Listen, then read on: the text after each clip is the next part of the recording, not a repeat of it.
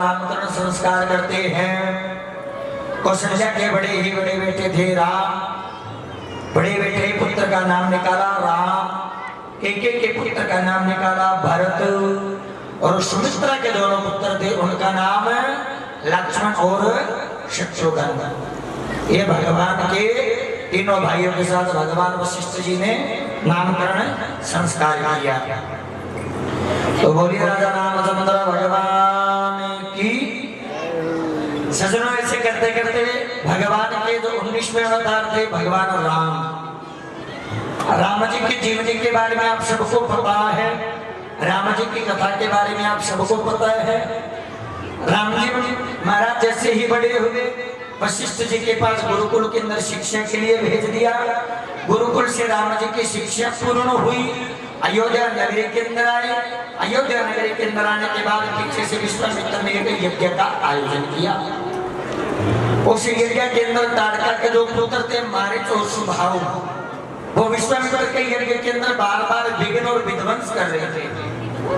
तो भगवान राम के पास दशरथ के पास आए थे राजा राम को मांगने के लिए। जो लक्ष्मण और भगवान राम ने जाकर विश्वामित्र यज्ञ की रक्षा की। उसके अंदर मारीच और सुभाव का सुधार किया। मारीच और सुभाव को मारने के बाद जनकपुरी के अंदर सीता माता का स्वयंवर था। सीता माता के स्वयंवर के लिए विश्वामित्र लेकर जा रही हैं जनकपुरी के अंदर। अब वहां पर क्या हुआ, जनकपुरी के अंदर सीता माता का स्वयंवर था और स्वयंवर राजा जनक ने काफी बार रखा कि जो भी भगवान शिव के धनुष को तोड़ेगा उसके साथ मेरी पुत्री सीता का विवाह होगा। लेकिन रास्ते में ताड़का का उद्धार भी किया, अहिल्या का भी उद्धार किया। जो पत्थर की मूर्त बनी थी अहिल्या, एक ऋषि के श्राप के द्वारा भगवान के चरणों का स्पर्श होते ही अहिल्या ने अपने स्त्री वास्तविक रूप को वापस धारण किया। जनकपुरी के अंदर जाते हैं, भगवान राम को देखकर पूरी जनकपुरी हर्षित है। भगवान राम के दर्शन पाकर पूरी जनक नगरी खुश है। स्वयंवर चला, काफी समय बीता, लेकिन स्वयंवर के अंदर बड़े बड़े रथी महारथी बड़े बड़े योद्धा महायोद्धा आए हुए थे, लेकिन किसी से भी भगवान शिव का धनुष नहीं उठा। और अंत समय में राजा जनक उठकर कहने लगा, क्या इस भारत भूमि के अंदर कोई ऐसा वीर पराक्रमी राजा नहीं है जो इस भगवान शिव के धनुष को उठा के इसके ऊपर प्रत्यंचा लगा दे? क्या पूरे के पूरे भारत भूमि कायरों की भरी हुई है? जैसे राजा जनक ने ये बात बोली तो भगवान रामचंद्र जी के बगल में बैठे थे लक्ष्मण जी। लक्ष्मण जी खड़े होकर कहने लगे, जिस सभा के अंदर दशरथ के पुत्र राम बैठे हो वहां पर कायरता की बात राजा जनक आपको शोभा नहीं देती। राजा जनक कहने लगा, हे राजकुमार, मेरा किसी का अपमान करने का गंतव्य नहीं था, मैं किसी का अपमान नहीं करना चाहता था, लेकिन मेरे पुत्री आज इस सीता जी का स्वयंवर हो रहा है और लेकिन कोई उसको धनुष नहीं उठा पाएगा। क्या ये बिना वर के वर्ण की हुई रह जाएगी? तब विश्वामित्र जी भगवान राम को आज्ञा देते हैं और भगवान राम भगवान शिव के धनुष को उठाते हैं। सजनों कहते हैं जितने में पलक झपकने में समय लगता है उतने समय में भगवान ने धनुष को उठाया, प्रत्यंचा लगाने लगे तो धनुष के दो भाग हो गए। बोली राजा रामचंद्र भगवान की जय हो। अब भगवान राम जी की जय जयकार होने लगी। पूरी नगरी के अंदर चर्चा हो गई कि दो राजकुमार आकर विश्वामित्र के सहित भगवान शिव के धनुष को तोड़कर सीता का वर्ण किया है। सजनों, राजा जनक के एक नहीं 4 पुत्री थी। सीता तो भूमि से मिली थी, लेकिन उनकी असली पुत्री कौन थी? उर्मिला, मांडवी और सुकृति। ये 3 पुत्रियां थी राजा जनक। भगवान राम का विवाह का जैसे स्वयंवर पूर्ण हुआ, विश्वामित्र ने अपने शिष्य को भेजा और अयोध्या नगरी के अंदर ये बात फैल गई कि भगवान राम ने आज जनकपुरी के अंदर सीता का वर्ण किया है, सीता को स्वयंवर के अंदर जीता है। और राजा जनक की 3 पुत्री और हैं। राजा जनक के तीनों पुत्रियों को, राजा दशरथ के तीनों पुत्रों का और विवाह हुआ। राम के साथ साथ भरत का भी, शत्रुघ्न का भी और लक्ष्मण का विवाह हुआ। लक्ष्मण जी का विवाह उर्मिला के साथ हुआ, मांडवी का विवाह भरत के साथ हुआ और श्रुतकीर्ति के साथ शत्रुघ्न का विवाह हुआ। भगवान राम की विवाह की लीला चल रही है अयोध्या नगरी के अंदर। और अयोध्या नगरी के अंदर सज्जनों कितना समय बीत गया, राम जी को रहते रहते 6 महीने बीत गए। विवाह महोत्सव मनाते मनाते 6 महीने बीत गए, लेकिन कोई भी जाने का नाम ना ले, कोई भी खुशी छोड़ने का नाम ना ले। और कहते हैं ना, विवाह शादी के अंदर सबके साथ हंसी मखौल होता है, सबके साथ मजाक होती है, तो वही भगवान राम के साथ भी हुआ।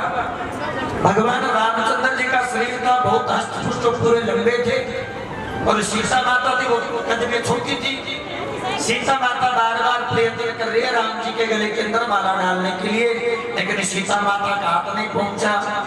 तो सीता के साथ जो उनकी सखी सहेलियां खड़ी थी वो कहने लगी, राम जी को बार बार आंखों के इशारे से कहती है थोड़े झुक जाओ तो सीता आपके गले में वरमाला डाल देगी। अंदर जब सीता आगे खड़ी हो तो देखो हर वर्गन करवा कर लिया सती के अंदर, झुक के कोई राजे को नहीं। लेकिन भगवान राम के साथ कभी सखियां हंसी करती है, तो कभी राजा जनक कहता है, और कभी विश्वामित्र के पास एक सैनिक जाकर कहता है कि प्रभु आप अपने शिष्य को बोलो कि थोड़ा झुक जाए तो सीता इनके गले में माला डाल दे। विश्वामित्र जी कहने लगे, भैया देखो हम तो हमेशा से संत महात्मा बन कर रहे, हमें नहीं पता कि विवाह शादी में क्या होता है। लक्ष्मण के पास गए, लक्ष्मण को कहने लगे कि भैया आप जाकर कहो कि राम जी थोड़ा झुक जाए तो माता सीता उनके गले में माला डाल दे। लेकिन मर्यादा क्या होती है ये हमें रामचरितमानस सिखाती है। भाई के प्रति प्रेम क्या होता है ये हमें रामचरितमानस सिखाती है। अब लक्ष्मण जी से बड़े थे राजा राम। अब राम जी को लक्ष्मण जी ये कैसे कह गए कि भैया आप थोड़े नीचे हो जाओ तो भाभी आपके गले में माला डाल दे। लेकिन लक्ष्मण जी ने क्या प्रयत्न किया कि लक्ष्मण जी भगवान राम जी के चरणों में जाकर साष्टांग दंडवत प्रणाम करने लगे। तो राम जी माला वाली बात तो भूल गए, लक्ष्मण जी को जैसे उठाने लगे तो सीता जी ने गले में माला डाल दी। ऐसे भगवान राम का माला का स्वयंवर का कार्य संपन्न हुआ। और सज्जनों जिस समय माता सीता की विदाई होने लगी तो दशरथ जी राजा जनक को प्रणाम कर रहे हैं। क्या कभी आपके बेटे की शादी के अंदर अपने संबंधी को प्रणाम करता है? लेकिन राजा दशरथ ने राजा जनक को प्रणाम किया। तब राजा जनक कहने लगा हाथ जोड़कर दशरथ जी को कि हे राजा हे दशरथ, मैंने अपनी पुत्री आपके पुत्र को कन्यादान में दिए, और कहते हैं लड़के वाले हमेशा बड़े होते हैं। तब राजा दशरथ क्या कहते हैं, हे राजा जनक, देने वाला बड़ा होता है, लेने वाला कभी बड़ा नहीं होता। मेरे घर में कन्या नहीं है, चारों पुत्र है, लेकिन आज मैं आपकी पुत्री को अपने पुत्र वधि के रूप में स्वीकार करता हूँ। लेकिन महाराज जनक, आप सदैव हमसे ऊंचे रहेंगे क्योंकि आपने हमें एक नहीं 4-4 पुत्रियों का दान किया है। बोली राजा रामचंद्र भगवान की। अब भगवान राम जी का विवाह महोत्सव बड़े धूमधाम से मनाया गया। अयोध्या नगरी के अंदर जब राम जी जाते हैं तो अयोध्या नगरी के अंदर खुशी की लहर इतनी है कि पूरी की पूरी अयोध्या नगरी को खूब सजाया गया। बंदरवार तोरण द्वार बनाए गए। माता कौशल्या, कैकेयी, सुमित्रा तीनों आरती की थाली लेकर अपनी पुत्र वधू का इंतजार कर रही है कि वो द्वार पर आए तब उनका स्वागत करें। पूरी अयोध्या नगरी के अंदर स्वागत के लिए खड़े हैं और पूरी की पूरी अयोध्या नगरी भगवान की राम की छवि को निहारने के लिए पूरी अयोध्या नगरी कहते हैं सरयू नदी के तट तक जा गई। सरयू नदी के तट के किनारे पर खड़ी है कि भगवान राम आए तो सर्वप्रथम दर्शन हमें करें। पूरी अयोध्या नगरी के अंदर भगवान राम जी का भव्य स्वागत हुआ। और राम जी जैसे ही अयोध्या नगरी में प्रवेश करते सजनों समय बीता। उस समय ने कुछ ऐसी करवट ली, विवाह महोत्सव संपन्न हुआ। भरत और शत्रुघ्न गए हैं अपने मामा के पास और पीछे से राजा दशरथ की गाड़ी के अंदर एक बाल सफेद आया। तो राजा दशरथ के मन में क्या विचार आया कि मेरे को तो अब लगता है कि वृद्धावस्था जकड़ लेगी। तो राजा दशरथ ने यह पूरी अयोध्या नगरी के अंदर ऐलान कर दिया कि सुबह वशिष्ठ जी से पूछकर मुहूर्त निकलवाया कि सुबह आज के बाद राम का राज्य अभिषेक होगा। बोलिए राजा रामचंद्र भगवान की। वशिष्ठ जी महाराज से मुहूर्त निकलवाया। मुहूर्त निकलवा कर पूरी अयोध्या नगरी के अंदर ढिंढोरा पिटवा दिया कि सुबह राम जी का राज्य अभिषेक होगा। आज के बाद मैं नहीं, तुम्हारे राजा राम होंगे। और जैसे सजनों कहते हैं ना, जिसके घर के अंदर ज्यादा खुशी मनाई जाती है उनको नजर लग जाती है। पहले जनकपुरी में खुशी मनाई राम के विवाह की, उसके बाद अयोध्या में खुशी मनाई। अरे खुशी खुशी में ऐसी नजर लगी अयोध्या नगरी के अंदर कि जो राम का राज्याभिषेक होना था, रामायण के अंदर भगवान राम के चरित्र में दो ऐसे हुए हैं। भरत के अंदर देखे तो एक भी गलती कहीं भी नहीं थी और मंत्रा थी जो एक की दासी थी। और ऐसी बुद्धि भ्रष्ट हुई, ऐसी बुद्धि भ्रष्ट हुई मंत्रा की कि कैकेयी को भड़का दिया। कहने लगे रे कैकेयी, तुमने राजा दशरथ के प्राण बचाए थे, तुम्हें याद है ना युद्ध के अंदर? तब राजा दशरथ ने तेरे को वरदान दिया था कि कैकेयी तुम मेरे से 3 वरदान मांग। तो कैकेयी तुम इस बात को भूल गई? मंत्रा बार बार कैकेयी को कह रही है। मंत्रा कहने लगी कि कैकेयी तुम रानी, तू अपने आप को भूल गई कि राजा दशरथ के तुमने प्राण बचाए। और राजा दशरथ ने वचन दिया था कि कैकेयी जब भी तुम्हें जरूरत पड़े तुम अपने 3 वरदान मेरे से मांग सकती हो।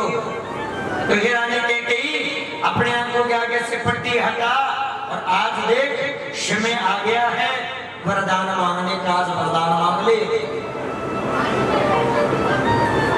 आज वरदान मांगने का समय आया है, तू वरदान मांग ले। तो सजनों मंत्रा ने ऐसी कैकेयी की बुद्धि भ्रष्ट की, जाकर अपने कोप भवन में बैठ गई। कहां पर बैठी? कोप भवन में। अपने भवन के अंदर जो श्रृंगार था सब उतार दिया, मलिन वस्त्र धारण कर लिए, क्रोधित होकर जाकर कोप भवन में बैठ गई। और दासी से ये राजा के पास निमंत्रण भेज दिया कि कोप भवन के अंदर कैकेयी आपका इंतजार कर रही है। सजनों समय ने अयोध्या नगरी के अंदर ऐसी करवट ली है। राजा दशरथ कैकेयी के भवन में आते हैं तो कैकेयी ने अपने खुले बाल, बैठी है, रो रही है, कह रही है महाराज आप बात को भूल गए, आपने वरदान मांगने के लिए कहा था, लेकिन आज वो समय आ गया, मैं आपसे वरदान मांगना चाहती हूँ। राजा दशरथ कहने लगा कि कैकेयी तेरे को वरदान मांगना तुम बाद में मांग लेना, सुबह भगवान राम का राज्याभिषेक होगा। पूरी अयोध्या नगरी के अंदर तैयारियां चल रही है, ये है वो है। तो सजनों कैकेयी ने राजा दशरथ की एक बात नहीं मानी। कैकेयी को राजा दशरथ ने खूब समझाया, लेकिन कैकेयी मानने का नाम नहीं ले रही। दशरथ कहने लगा कैकेयी तू वरदान मांगना चाहती है तो मांग क्या चाहती है? आज मैं राम जी की जन्म की खुशी पर, राम के राज्य के अभिषेक पर मैं तेरे को वरदान दूंगा, बोल क्या मांगना चाहती है? तो सजनों को क्या मांगती है कि महाराज पहला वरदान मैं ये मांगती हूँ कि राजा राम की जगह मेरा पुत्र भरत वो राजा बने।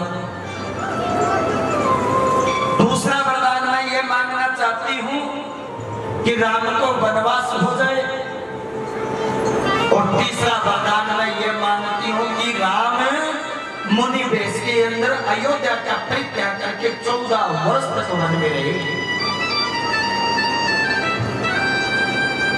जैसे ही राजा दशरथ ने ये बात सुनी, जैसे ही राजा दशरथ ने ये बात सुनी कि राम की जगह भरत का राज्याभिषेक हो, जैसे ये बात सुनी कि राम जी 14 वर्षों के लिए वनवास में जाएं और मुनि वेश को धारण करें, तो सजनों राजा दशरथ के ऊपर क्या बीती होगी।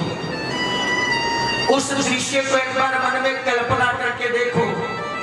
राम राजा बनने वाले थे और समय ने कुछ सजनों ऐसी करवट ली है, समय में कुछ ऐसा परिवर्तन आया है कि आज वो राजा राम बनने की जगह वनवासी बनने को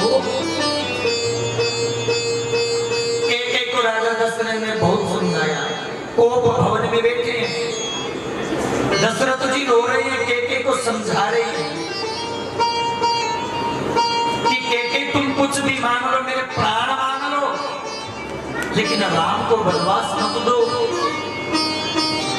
केके तुम राजा चाहती हो कि राम की जगह मैं भरत को राजा बनाऊं, तो मैं राजा बना दूंगा। राम जी को केके कहने लगी कि मैंने तेरी जगह भरत का राज्याभिषेक मांगा, तेरी राज्य की जगह मैंने 14 वर्ष का वनवास मांगा, मुनि वेश में तुम 14 वर्ष तक वनवास लो। तो सजनों राम जी हंसकर क्या कहते हैं कि माता मैं तो बहुत बड़ा भागी हूं जो मेरे ऊपर माता पिता की कृपा हुई, माता पिता की आज्ञा से मैं 14 वर्ष तक वनवास रहूं। ये तो भगवान की और आपकी बहुत बड़ी कृपा है। मैं 14 वर्ष तक वनवास में रहकर उन दिव्य महात्माओं के दर्शन करूंगा जिनके दर्शन ही दुर्लभ हैं। लेकिन सजनों राम जी ने तो ये बात बोल दी, लेकिन दशरथ जी का मन इस बात को स्वीकार नहीं कर रहा। राम जी ने खूब समझाया। राम जी कहने लगे कि पिताश्री आप चिंता मत करो, राज्य मैं करूं भरत करूं उसमें कोई अंतर नहीं है, और भरत तो मेरा प्राण प्रिय भाई है, वो राज्य करेगा तो मैं और भी खुश होऊंगा। और आपकी आज्ञा, आप आज्ञा दो, माताश्री आज्ञा दे, तो मैं 14 साल वनवास में रहकर भारद्वाज ऋषि जैसे, अत्रि ऋषि जैसे, कौशल्या के माता की कृपा से मैं वन में जाऊंगा तो मेरे को किन किन दिव्य महात्माओं का आशीर्वाद मिलेगा, किन किन दिव्य महापुरुषों का मैं दर्शन कर पाऊंगा। सुबह हुई, पूरी नगरी को पता चल गया कि राम का राज्याभिषेक नहीं होगा। राम तो 14 वर्षों के लिए वनवास की ओर जाएंगे। राम जी ने जाकर अपने भवन में सीता को कहने लगा कि सीता तुम मेरे पिता दशरथ माता कैकेयी की सेवा करना, मेरी माता कौशल्या माता सुमित्रा की सेवा करना, और मेरे को तो माताजी और पिताजी क्या क्या मिले कि मैं 14 वर्षों तक वनवास में रहूंगी। तब सीता माता कहने लगे हे प्रभु आप वनवास में रहोगे मैं महलों में रहूंगी, आप वन की ठोकरें खाऊंगे मैं महलों में रहूंगी, ये बातें आपको शोभा देती है। राम और सीता कोई अलग नहीं है, जहां राम होंगे वही सीता होगी, मैं आप दोनों के साथ जाऊंगी, आपके साथ जाऊंगी। सीता ने राम जी के साथ जाने का विचार किया। सुमित्रा नंदन लक्ष्मण को पता चला कि राम जी वन में जा रहे हैं, तो धनुष बाण लेकर दौड़ता हुआ राम जी के भवन में आ गए और आकर कहने लगा कि भैया मैंने सुना उस राजा दशरथ ने आपको वन के लिए वनवास भेजने का विचार किया है। क्या दशरथ अपनी मर्यादा भूल गया कि उनका बड़ा बेटा राम ही राज्य करेगा? वो जैसे दौड़ता हुआ क्रोध में आग बबूला होता हुआ दशरथ के पास आया, राम के पास आया। राम को जैसे ही पिताजी के नाम से संबोधित न करके दशरथ बोला तो राम जी कहने लगे अरे लक्ष्मण तो अपनी मर्यादा भूल गया कि पिताजी को कैसे बोला जाता है। तू राजा दशरथ कब से कहने लगा? वो हमारे पूज्य पिताश्री है और पिता की आज्ञा सदैव सर्वोपरि होती है। मेरा पिताजी चाहता है कि वन में रहूं तो मैं रहूंगा, लेकिन तुम पिताजी के लिए कुछ अनर्गल मत बोलो। और दोबारा तुमने पिताजी को सीधा दशरथ कहा तो आज के बाद तुम मेरे को भाई भी मत बोलना। जैसे ही सज्जनों राम जी ने ये बात लक्ष्मण को बोली, लक्ष्मण ने अपना धनुष छोड़कर भगवान राम के चरणों में गिर गया। लक्ष्मण कहने लगे, रे भैया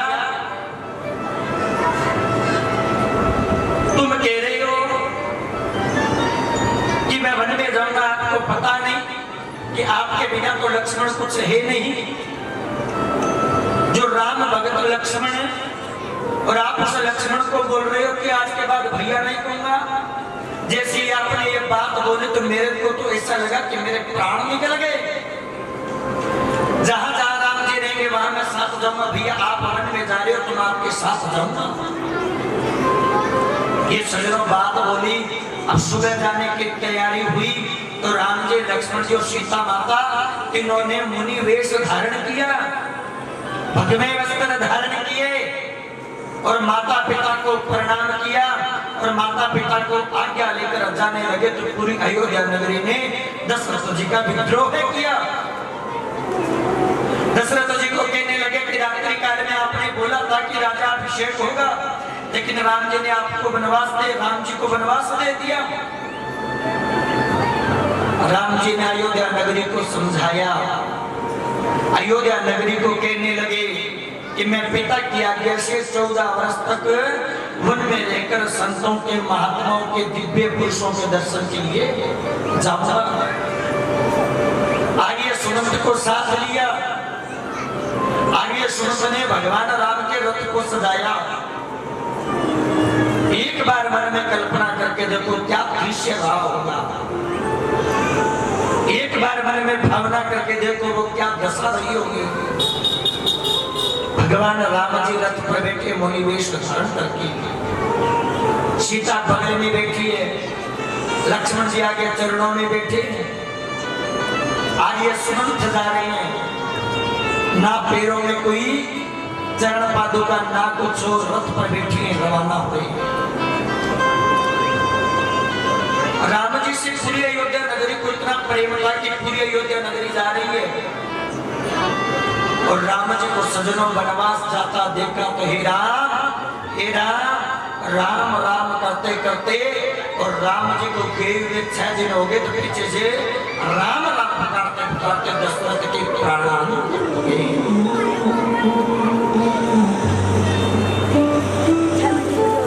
उस अयोध्या नगरी के अंदर, जिस अयोध्या नगरी को इतना सजाया गया राज्याभिषेक के लिए, कमल दबार लगाए गए, हर जगह तोरण लगाए गए, मालाएं लगाई गई, बंदरवाल लगाए गए। आज वो पूरी की पूरी अयोध्या नगरी सुनी है। कहीं भी अयोध्या नगरी के अंदर खुशी नहीं दिखाई दे रही। और भरत के पास ये सूचना भेजी कि आप तुरंत अयोध्या नगरी के अंदर पहुंचो। भरत जी गए हुए थे अपने मामा से मिलने के लिए।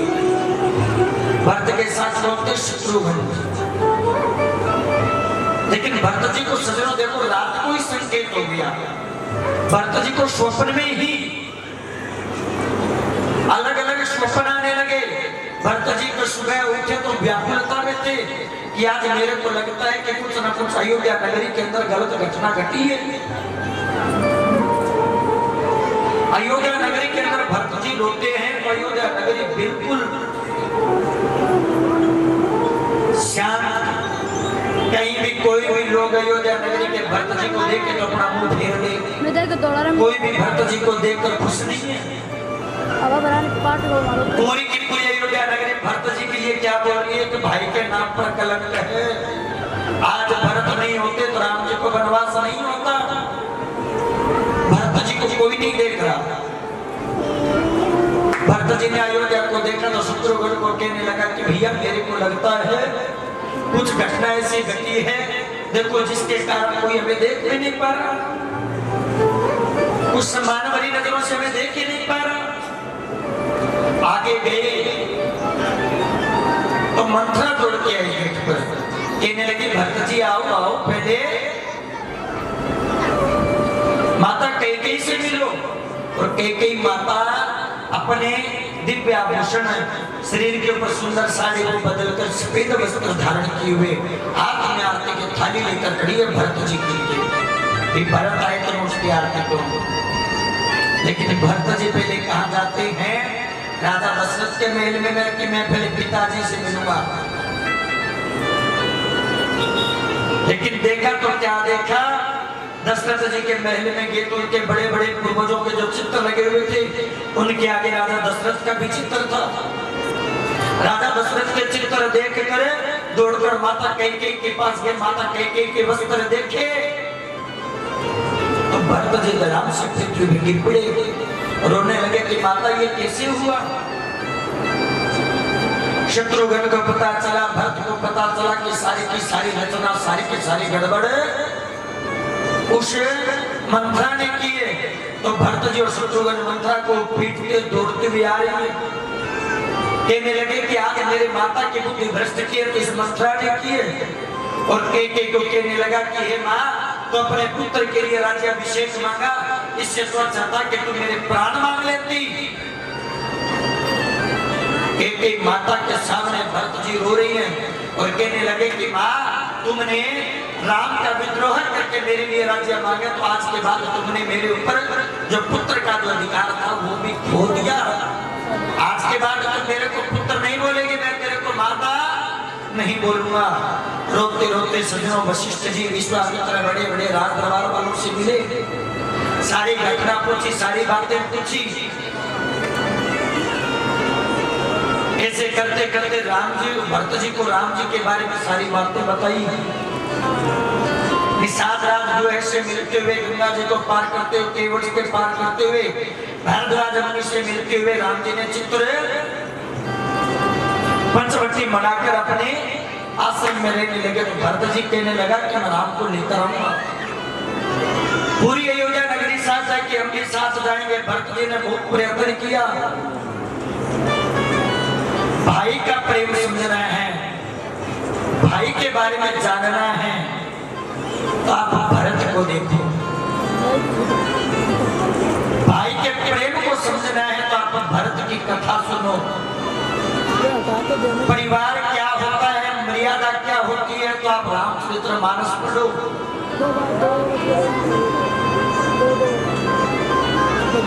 सजनों, राम जी को 14 वर्ष के लिए वनवास की जैसी बात हुई ना, तो अयोध्या नगरी के अंदर 14 वर्ष तक कोई कार्य नहीं हुआ, कोई विवाह नहीं हुआ, कोई त्योहार नहीं मनाए गए, किसी ने चरणों के अंदर अपने चरण पादुका नहीं डाली।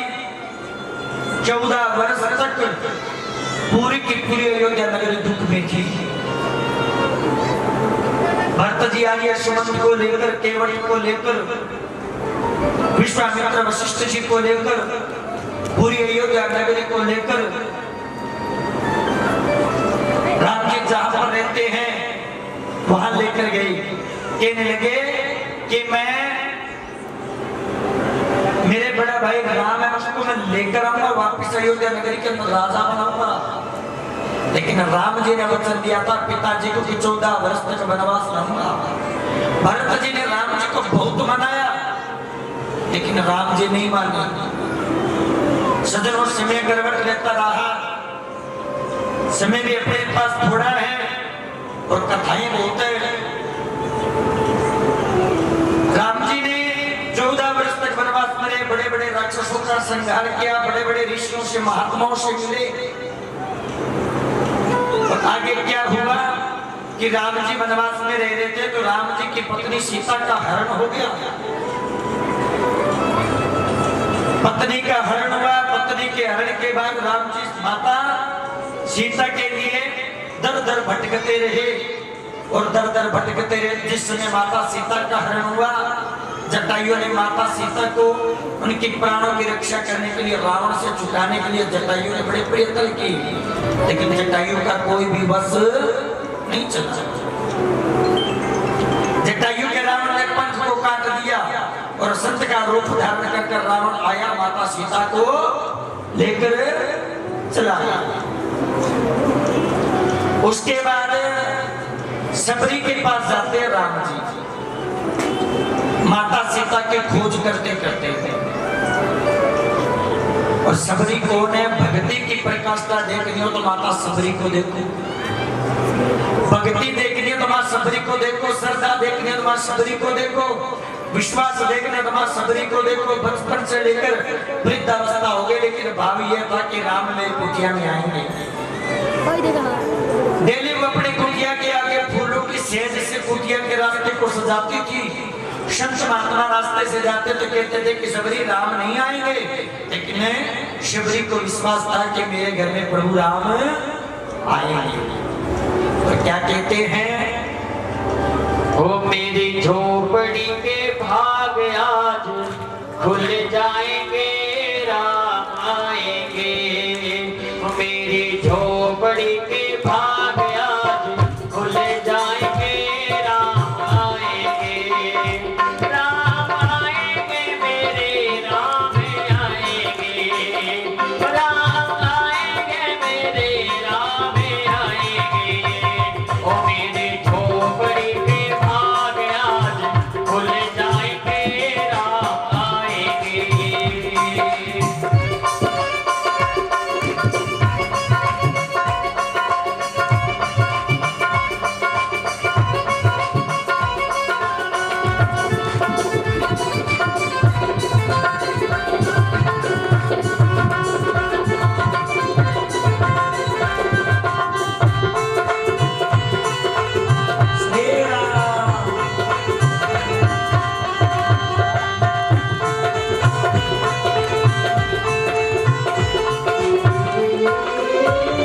राम आएंगे तो अंगना से जाओगी, राम आएंगे तो अंगना से जाओगी।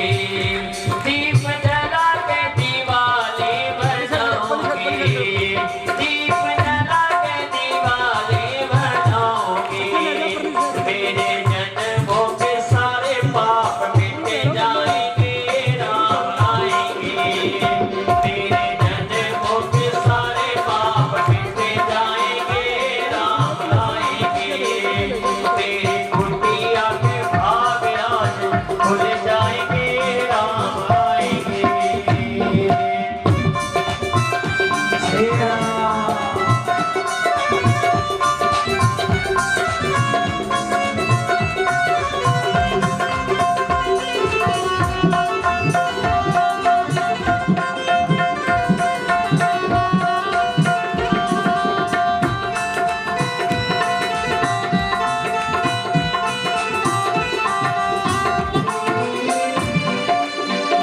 राम आएंगे तो चुनगा जलाओगी, आएंगे। राम आएंगे मेरे राम आएंगे, राम आएंगे मेरे राम आएंगे। मेरी झोपड़ी के भाग आज खुल जाएंगे, राम आएंगे। मेरी झोपड़ी के भाग आज खुल जाएंगे, राम आएंगे। मेरी झोपड़ी के भाग आज खुल जाएंगे, राम आएंगे। मेरी झोपड़ी के भाग आज खुल जाएंगे, राम आएंगे। मेरी झोपड़ी के भाग आज खुल जाएंगे, राम आएंगे। बोली रामचंद्र भगवान की जय। माता सबरी के द्वार पर जाते हैं भगवान राम जी, और माता सबरी के द्वारा माता सबरी उनको अपने चखे हुए बेर मीठे मीठे फल के रूप में भगवान राम को देते हैं। भगवान राम उनको ज्ञान देते हैं, सायुज्य मोक्ष भक्ति प्रदान करते हैं। और माँ सबरी कहती है राम जी को कि मेरे गुरु ने कहा है कि आप, लेकिन जैसे ही ब्राह्मण रूप में हनुमान जी महाराज ने बार बार राम जी से पूछा तो हनुमान जी को राम जी कहने लगे कि भैया हनुमान तुम हमें पहचान नहीं पाए। और पूरी की पूरी अयोध्या नगरी के अंदर सजावट करके और पूरी की पूरी अयोध्या नगरी राम जी के आने की खुशी मना रही है। पूरी नगरी के अंदर सजनों जिस जिस समय राम जी वनवास यात्रा पूर्ण करके आए ना, उस समय राम जी की आयु थी 40 वर्ष और राम जी द्वापर युग के अंदर 11,000 वर्ष तक राज किया था पृथ्वी पर। कितने वर्षों तक? 11,000 वर्षों तक राम जी ने राज किया था। 11,000 वर्षों के बाद राम जी अपने सरयू नदी के अंदर से होते हुए अपने वैकुंठ धाम को प्रस्थान किया। लेकिन सरयू नदी के अंदर सब जब जाने लगे तो अयोध्या वाले में देवलोक में शास्त्र को जा रही है। तब हनुमान जी महाराज को राम जी आज्ञा देकर गए थे कि जब तक कलयुग का अंत ना हो जाए तब तक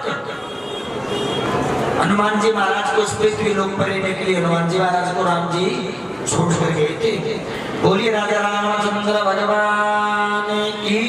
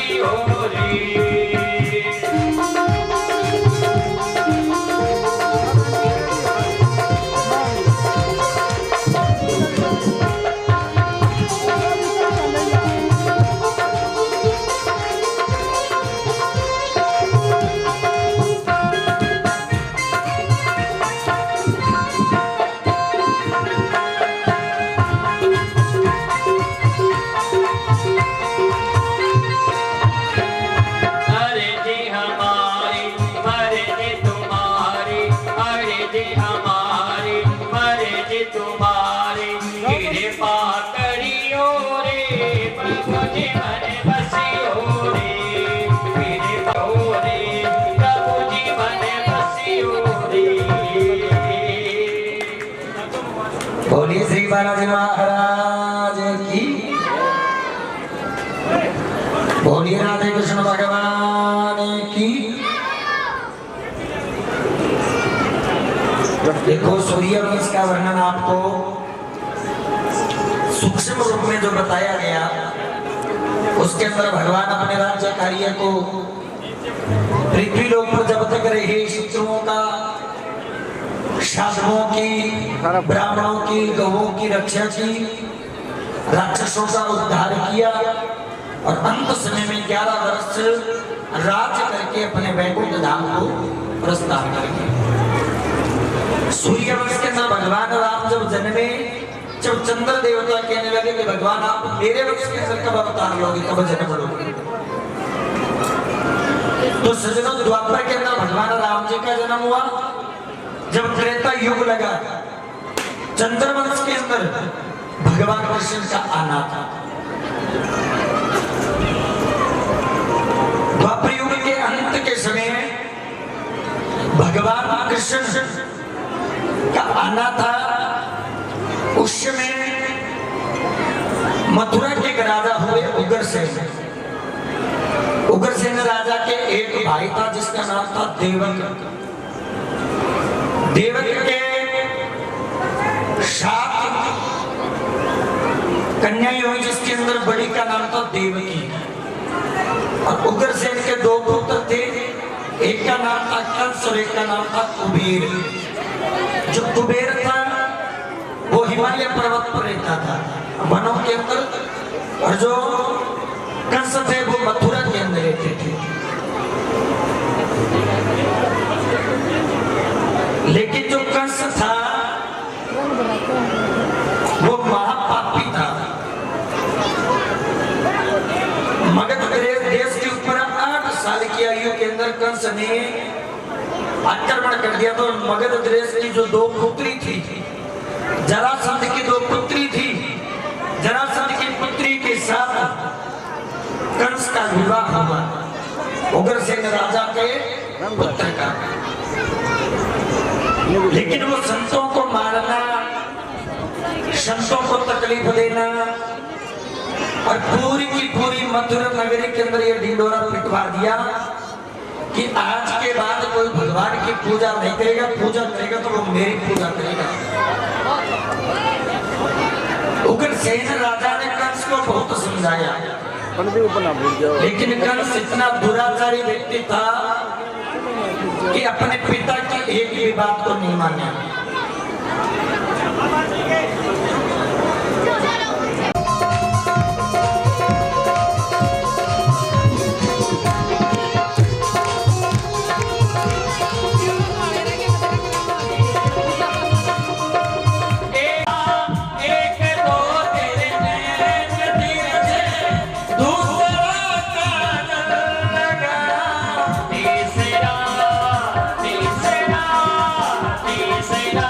तेरे बिना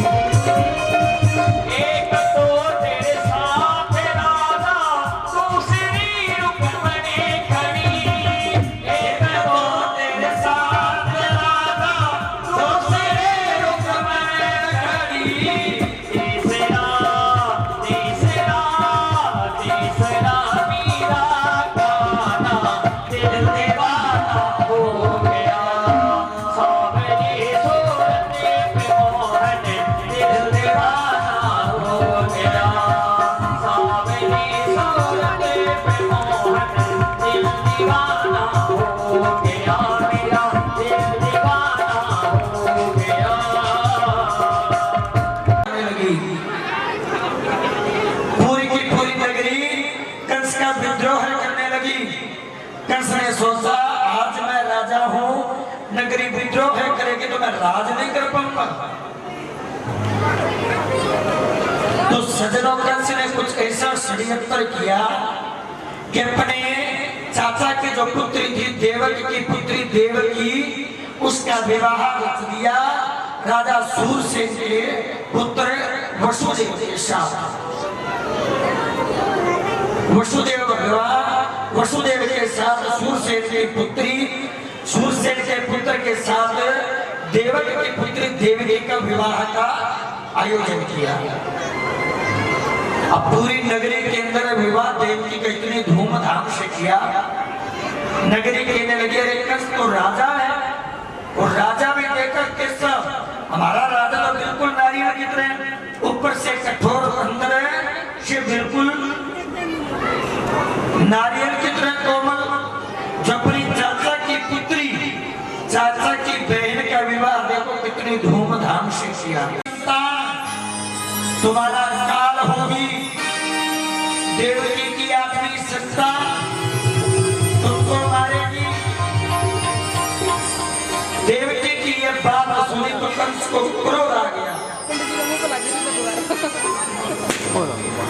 देवकी की जैसे ये बात सुनी तो कंस को क्रोध आया और क्रोध में रथ से नीचे उतरा, हाथ में तलवार ली और देवकी की गर्दन पर रख दिया। जिस बहन को प्रेम से विदा दे रहे थे उसी बहन की गर्दन के ऊपर तलवार रख दी। किसने? कंस ने। कंस जैसा ही मारने लगा, जैसे ही कंस मारने लगा वसुदेव ने कंस के हाथ को पकड़ लिया। वसुदेव कहने लगा अरे दुष्ट कंस तुम क्या कर रहे हो? अभी अभी तो तुमने अपनी बहन का कन्यादान किया है, अभी तो तुम अपनी बहन को विदा कर रहे थे, रो रहे थे, व्याकुल थे, तड़प रहे थे, और तुम अभी अपनी बहन की गर्दन के ऊपर तलवार लेकर इसको मारने के लिए दौड़े हो। तुम्हें लज्जा नहीं आ रही? पूरी मथुरा नगरी देख रही है। अरे कंस, तुम ये पाप कर्म मत करो, अपनी बहन की हत्या मत करो। तुमने इसका पाणी ग्रहण संस्कार मेरे साथ किया है। जब तक मैं हूं तब तक तुम देवकी के हाथ भी नहीं लगा सकते, छू भी नहीं सकते। और एक बार सुनो तो सही, आकाशवाणी में क्या हुआ कि देवकी की आखिरी संतान तुम्हारा वध करेगी। देवकी तो नहीं करेगी। तुम देवकी को क्यों मार रहे हो? देवकी की जो होने वाली आखिरी संतान है वो तुम्हारा वध करेगी। कंस को बहुत समझाया। वसुदेव जी कहने लगे अरे कंस, तुम मारना ही चाहते हो तो जब हमारी आखिरी संतान उनको मार देना। कंस ने एक बात बोली, कहने लगा कि वसुदेव जब तक तुम्हारी आज संतान न हो जाए तब तक तुम मथुरा में रहोगे। जब तक तुम्हारी आखिरी संतान न हो जाए तुम मेरे महल में रहोगे। सज्जनों, कंस ने देवकी को और वसुदेव को अपने देवकी की पहली संतान हुई। देवकी ने ना तो उस संतान के लिए खुश हुई, मन में दुख है, गलानी है, और अपने पुत्र को वसुदेव ने उठाया और कंस की सभा में लेकर गया। जाकर कंस को कहने लगा कंस, मेरे पत्नी की गर्भ से पहली संतान हुई है, मैं आपको सौंपता हूं। कंस ने वसुदेव की भावना देखकर कंस के मन में दया आ गई कि हे वसुदेव, तुम बड़े सत्यवादी हो, तुमने बड़ा सत्य का साथ दिया है, तुम्हारे तो ये पहली संतान है, मेरा वध तो आखिरी संतान करेगी। तुम जाओ, मैं तुम्हारे पुत्र को छोड़ता हूँ, जैसे ही आखिरी संतान होगी मैं वध करूंगा। तो देवऋषि नारद जी ने ऊपर सोचा कि जब तक ये बाल हत्या नहीं करेगा इसका पाप नहीं बढ़ेगा। तुम देखो इसके अंदर पहले पंखुड़ी कौन सी है, आखिरी पंखुड़ी कौन सी है? तो कंस ने पंखुड़ी गिनी और कहने लगा ये 8वीं है। तब नारद जी के दिए और देव की माता के ऊपर क्या दशा रही होगी, क्या माता की व्याकुलता रही होगी और कितना वो अपने पुत्रों के वियोग में रोई होगी। इतनी तेज बारिश, तेज आंधियां चल रही है, कुछ भी दिखाई नहीं दे रहा है और वसुदेव जी टोकरी में रखकर भगवान को यमुना जी के अंदर से लेकर जा रही हैं। सज्जनों कहते हैं, संत वर्णन करते हैं कि यमुना जी भगवान कृष्ण के कालिंदा नाम के नाम की पत्नी है। जब भगवान को जैसे टोकरी में जाकर ठाकुर जी को रखा, कृष्ण कन्हैया को रखा और वहां से उनके घर में जो कन्या हुई, कन्या को लेकर वापिस मथुरा के लिए वसुदेव जी ने रवानगी की। पूरी रात वसुदेव जी मथुरा से लेकर गोकुल गए, गोकुल से वापिस आए और वापिस देखो नंद बाबा के घर के अंदर माँ यशोदा के पास एक कन्या ने अवतरण लिया था जो भगवान की योग माया के रूप में थी।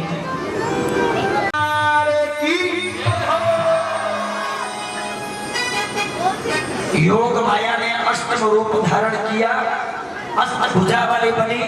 भगवान कहते हैं योग माया तुम जाओ, तुम तो संसार में कोई कात्यायनी के नाम से, कोई काली के नाम से कुछ देवे ठाकुर जी का भव्य स्वागत करना है। बोले बोले कन्हैया लाल की। शर्मा जी ने वही थोड़ा सा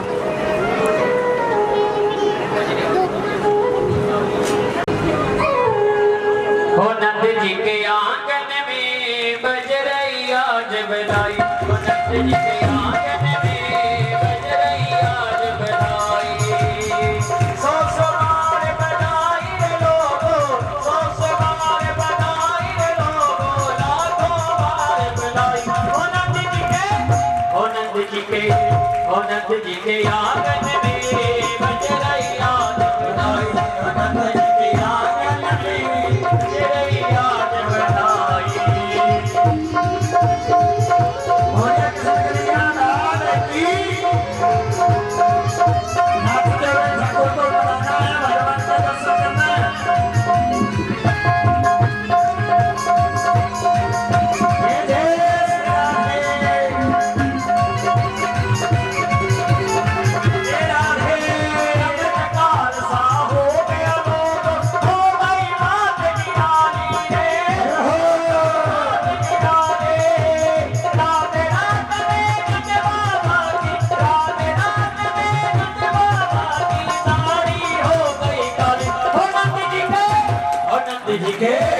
नंद जी के आंगन में बज रही आज बधाई, हो नंद जी के आंगन में बज रही आज बधाई।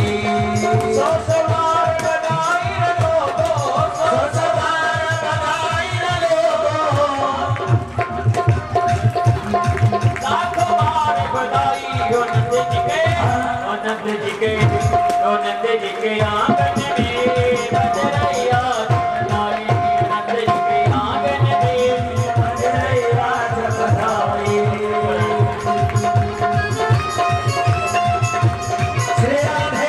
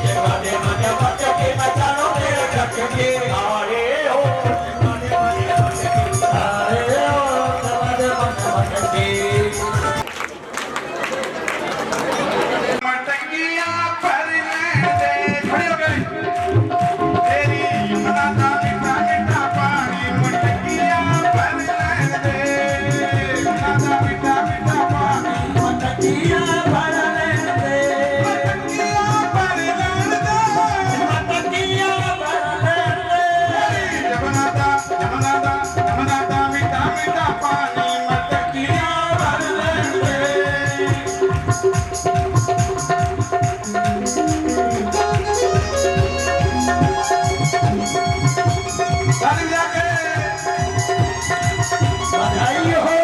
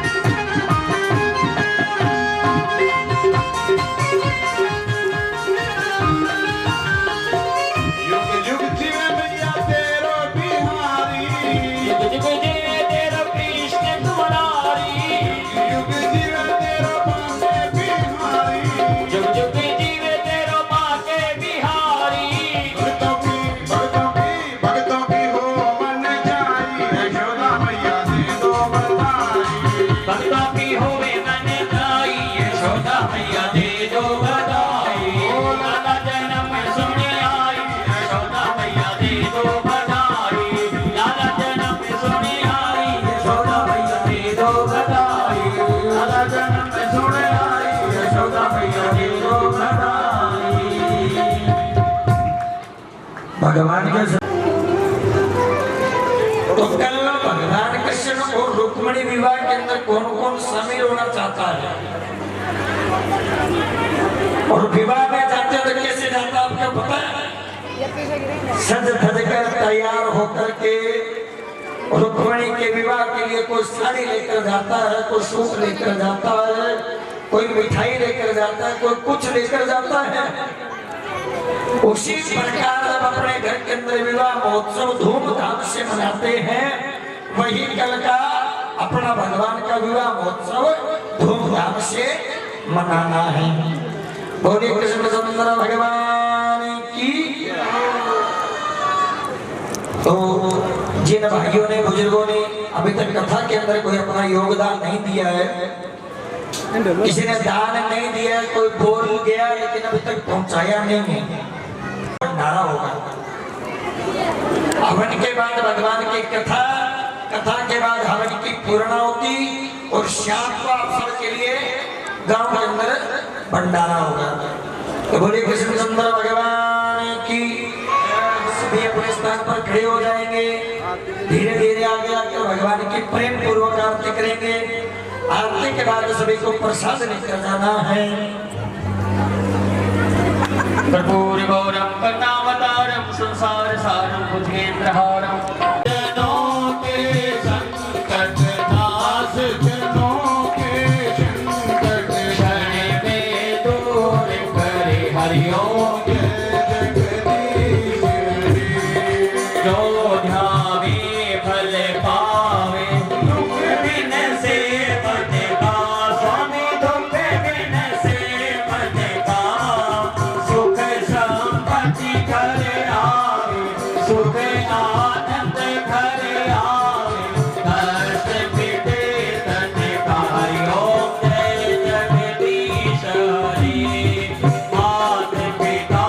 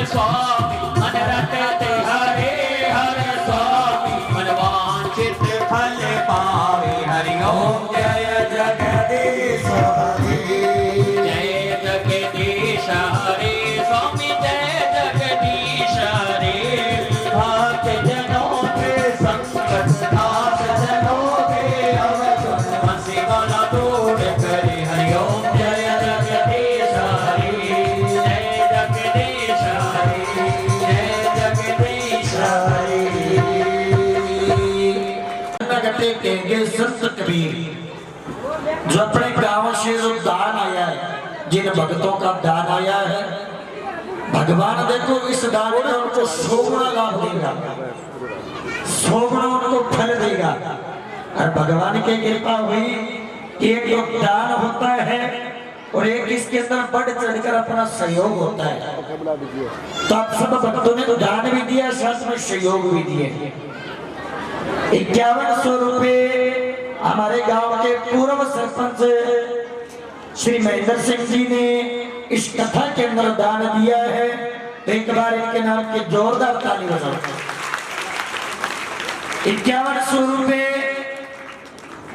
रामनिवास सनोप श्री चुनीलाल ने 5100 रुपए का दान दिया है। भगवान इनकी मनोकामना पूर्ण करे। और 15,000 रुपए श्रीमान मोहनलाल जी सेणी ने जो टेंट की व्यवस्था की है, ये मोहनलाल सेणी ने की है। भगवान उनके घर में सुख शांति अंदर भरपूर रखे। और 500 रुपए कमल जी, 500 रुपए सतनाम जी सुनो श्री कृष्ण भगत जी, 2100 रुपए जगदीश जी सुनो श्री बिरबलराम जी।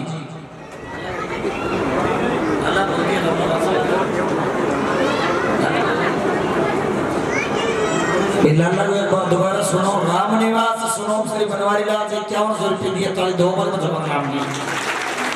एक तो दान दिए, एक सके सहयोग दिए।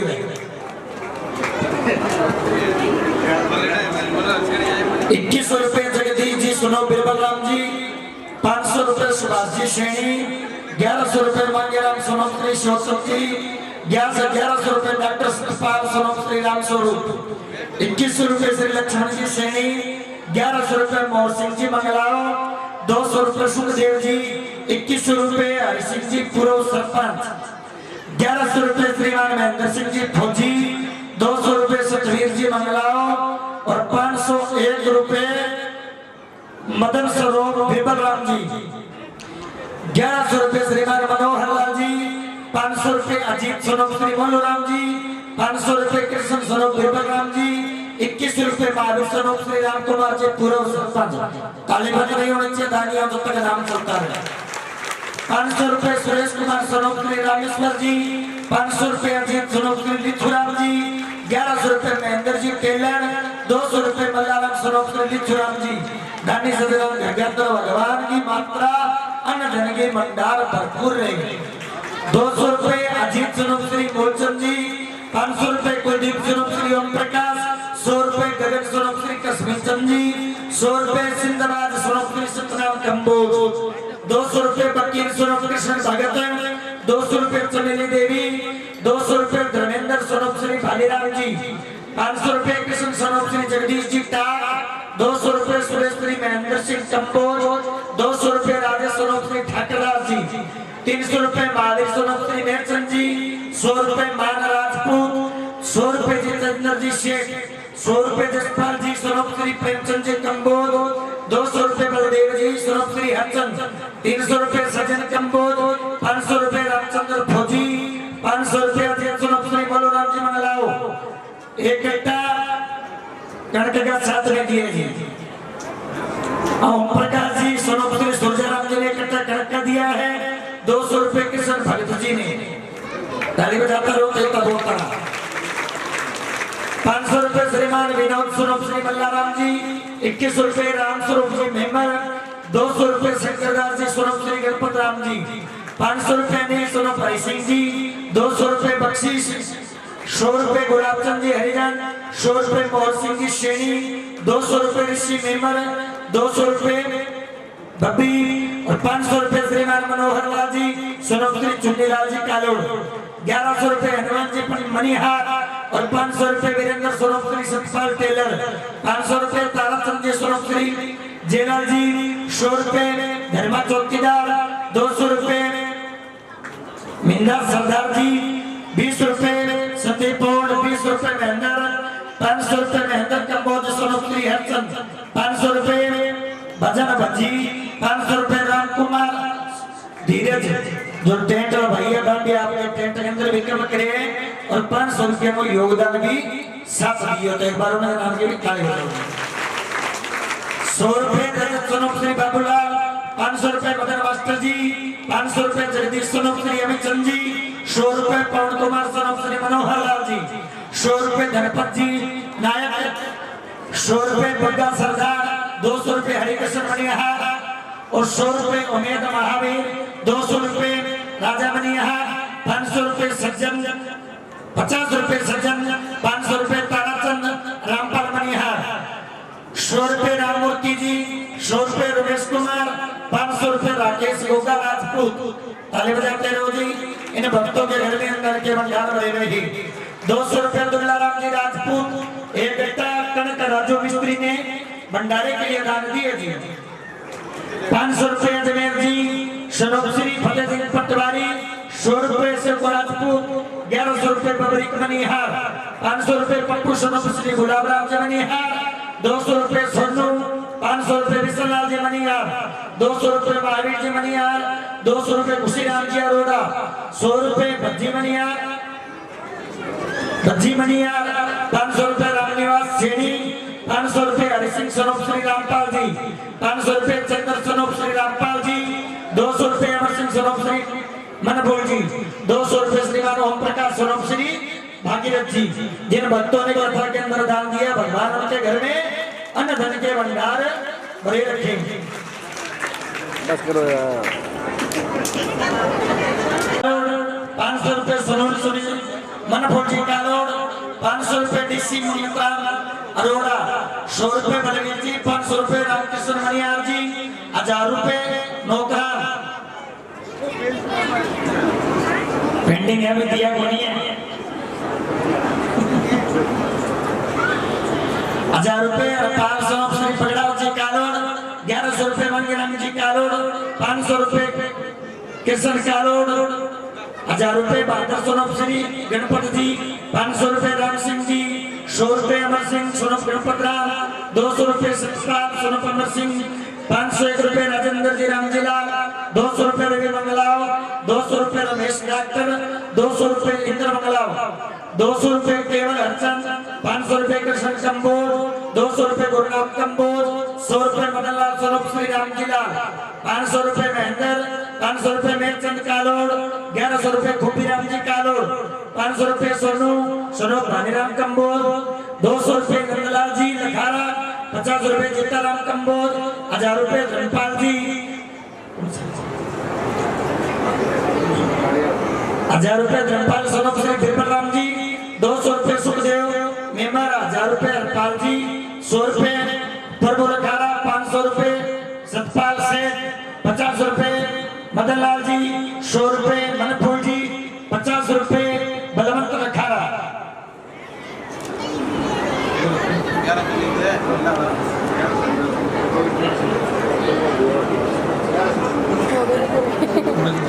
बिंदु मान के तुम खा लेने दो मुझे फोन करो। मल्लाराम सोनम श्री बोलचंद जी 1100 रुपये। मुंडे मान दो मान तो खा लेंगे वादे यार।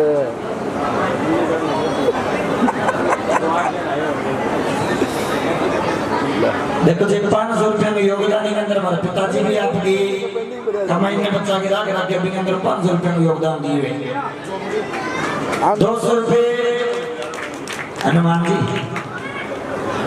जी 200 रुपये, 500 रुपये नरसिंह जी मंगलाओ, 100 रुपये देश सुनो भगवान दास, 100 रुपये धनी, 100 रुपये जसपाल, 200 रुपये अंग्रेज सरदार, 250 रुपये सरदार अजमेर सिंह, 100 रुपये बलदेव सरदार, 50 रुपये ओम प्रकाश सोनम श्री चम्बारा, 100 रुपये इंद्र राजपूत, 50 रुपये हरदीप सिंह राजपूत, 300 रुपये हंसराज कंबोज, 100 रुपये सुखविंदर सिंह जी राजपूत, 100 रुपये राकेश जी राजपूत, 200 रुपये अर्जुन सिंह राजपूत, 200 रुपये आकमचंद कंबोज, 100 रुपये कृष्ण कंबोज, 200 संदीप स्वरूप चंद्र भाई, 200 रुपये गोलूराम राम स्वरूप, 50 रुपये सीताराम, 50 रुपये किन्नर स्वरूप ओम प्रकाश, 100 रुपये ओम प्रकाश राजपूत। आ गया हाँ 200 रुपये दर्शन राजपूत, 500 रुपए विनोद कुमार सोनोप श्री हरसिंह जी लखारा, 100 रुपए राजकुमार कुंभोज, 500 रुपए दुप्पू अरोड़ा, 500 रुपए मिलाल जी कालोड़, 50 रुपए पृथ्वी सनोप अमिलाल जी, 200 रुपए मंगला सनोप श्री दुलाराम जी राजपूत, 100 रुपए विनोद कुमार सनोप ओम प्रकाश, 500 रुपए कश्मीर चंद जी ढानी, 100 रुपए प्रेम कंबोज ढानी, 200 रुपए पूर्ण चंद ढानी, 200 रुपए प्रेम, 100 रुपए ढानी, 100 रुपए चंद सनोप श्री रामलाल जी कंबोज ढानी, 1100 रुपए अमरजीत जी सरपंच इस कथा के अंदर अपनी नेक कमाई में से दान करते हैं।